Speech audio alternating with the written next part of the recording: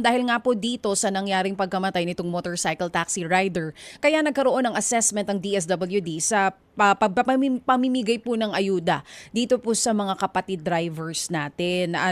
Narinig ko po na sinasabi ninyo na pinag-aaralan na ngayon yung pamimigay via e-wallet na lamang. Nung una po ba, ma'am, bakit hindi na lang via e-wallet? Hindi po ba itong mga motorcycle taxi riders, TNVS drivers po natin, binabayaran naman po sila nitong mga kumpanyang ito through digital platforms din? Bakit nga po hindi naging ganoon ang sistema nung una pa lang? Opo, tama po.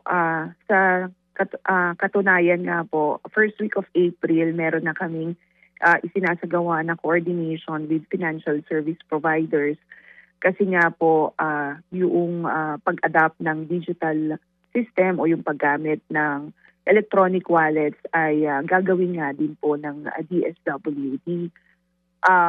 Right now nga po, ongoing na yung document review which is part of the accreditation process.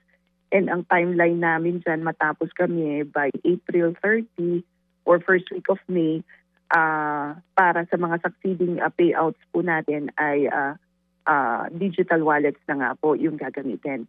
Doon sa tanong mo, DJ Chacha, kung bakit kami nag-manual payout, ito po ay dahil sa we needed to establish na lehitimong drivers po yung ating pong mabibigyan ng tulong. Wala po tayo kasing master list ng drivers, kaya kinakailangan natin talaga ng verification process. And the only way to verify if they are indeed drivers is to require physical presence and for them to present their driver's license. Kaya manual payout po muna tayo doon sa mga nauna nating distribution ng itong cash relief assistance. Okay. Nabanggit niyo po kanina, April 30, tatapusin na muna yung manual payout and then after that, yung susunod will be e-wallet transfer na. Kung sakali man pong papunta tayo dun sa e-wallet na pagbibigay ng subsidiya sa drivers natin, it will be implemented right away, ma'am? So May onwards, ganun na po yung magiging sistema. Yung mga special payout centers natin, mawawala na pong lahat yon. Well, at least for the second round of this cash relief assistance, ang gagamitin na natin ay yung electronic wallets. Kasi babalik lang doon ako sa previous question mo, DJ Chacha. Sabi ko nga, di ba, wala pa kasi tayong master list ng drivers, so we had to verify nga po if they are indeed drivers. Nitong mga nakarang linggo, meron kami mga na-discover na tama, merong mga electronic wallets na po yung mga drivers. Pero itong rin pong mga ibang drivers natin, po pwede rin palang yung tinatawag nilang multi-homing or yung parang multi-apping na pwedeng MC taxi driver siya, po pwede rin siya na service delivery rider. And iisa yung kanyang account.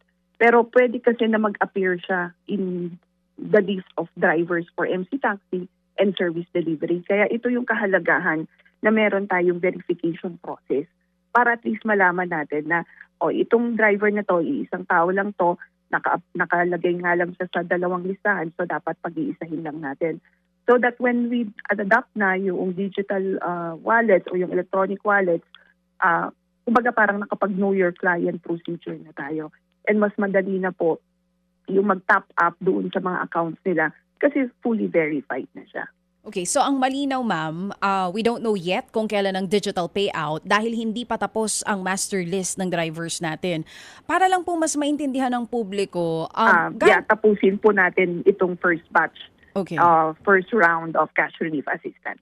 Mga kapatid, para sa iba pang mga balita at impormasyon, sundan niyo po kami sa X, Instagram, Facebook at syempre sa TikTok, True Network PH. Mag-subscribe din po kayo sa aming YouTube channel, True Network. May website din po tayo, truenetwork.ph at pwede niyo rin po kaming mapanood sa Channel 19 ng aming True FM TV. Lagi pa rin makinig sa radyo dito po sa 105.9 True FM dahil dito, lagi po sa'yo, kapatid. Ito tayo sa totoo, tunay at tapat.